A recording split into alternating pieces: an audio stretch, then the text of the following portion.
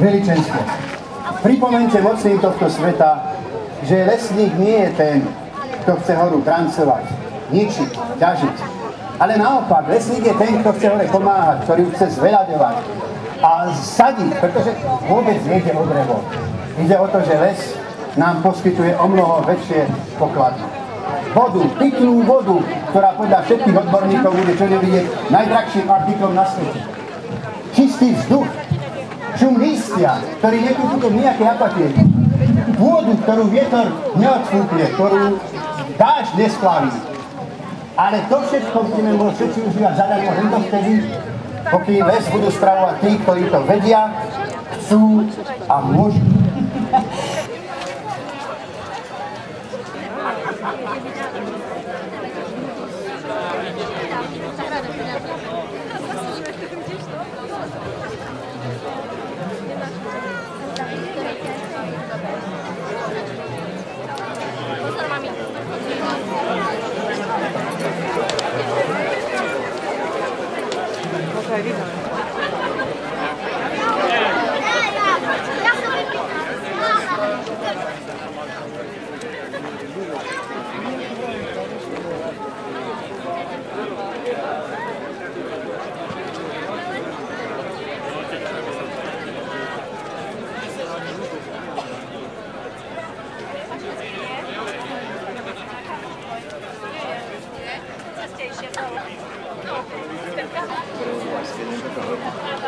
Kedy ste?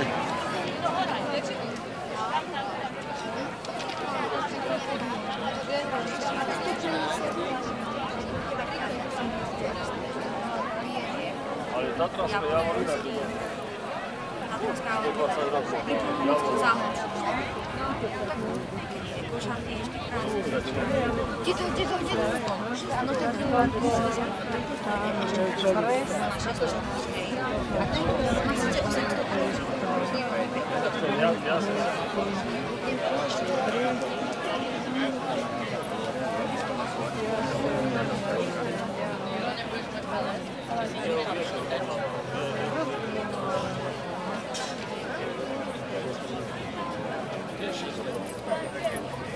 By sme si ešte mohli upresniť, dokedy trvá vlastne táto anketa?